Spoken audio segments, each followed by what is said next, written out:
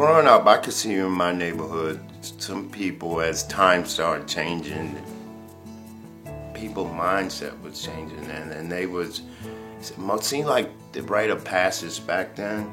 It's like a lot of people they dropped out of school, then they end up going to jail. And now it's like, you know what, that path wasn't for me. I said, I want to finish school and I don't want to go to jail. I went to City College and high school, got good grades, got skipped from the 10th to the 12th. I mean, I did really well in school. Then I went in the military after that. After I got out of the military, I came back here for a while. And then life took a different direction. The war on drugs that was so prevalent, and when I came home, when I got back, what really happened was my oldest brother got murdered. That was the worst pain I ever felt. And for a long time, after I cried, I could not cry no more. I stopped crying. It did send me into a spiral of alcoholism and drug abuse. Terrible.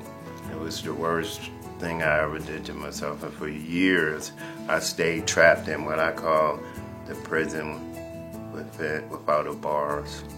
And I call it the prison of fear, anger, and resentment. From there, that prison, I went into another prison, the physical one, which is terrible. And inside the physical one, they got one called lockup. So I didn't know I was locked up. Something happened. I was in Baltimore County Detention Center, and I was sitting there. And I was watching the TV, it was cold, and I said, man, I'm sick of this. And something in my head said, why are you sick of this when you made it? And I was like, what? why are you complaining about your condition when you made this bed that you're sleeping in right now? And they paroled me to the VA program. From there, that was a rehabilitation, long-term inpatient rehabilitation program. I had no baggage, but plenty of intangible baggage. So when I got there, I had that prison mentality, that prison attitude, and all that sense of thinking somebody owed me something in life when the only person that really owed me was me. And that was another breaking point.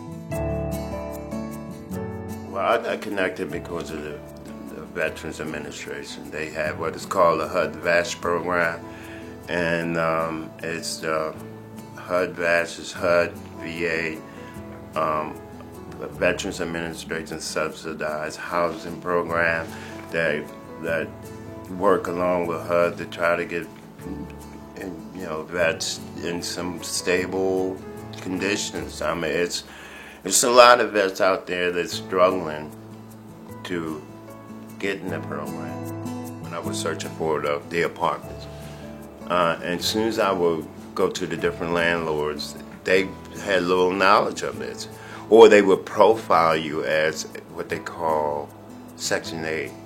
And it was difficult. They give you an opportunity to move forward in life, get some stability, and if you keep moving, because I know I want my independence back as much as I can get it.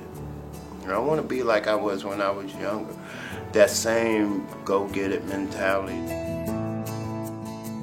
Over 4 years ago, June the 2nd, to make my 4th year celebrating a clean and sober life. I lived my life in reverse before. I partied and had fun, retired first. Now I got to go to work, and that's how I end up in college. And I'm really enjoying it, and I really am being happy. But now I'm really knowing that my real reason for going is to help others, to tell them the things that I've been through. At the end of your life, to have your dash mean something where people say, yeah, I remember him.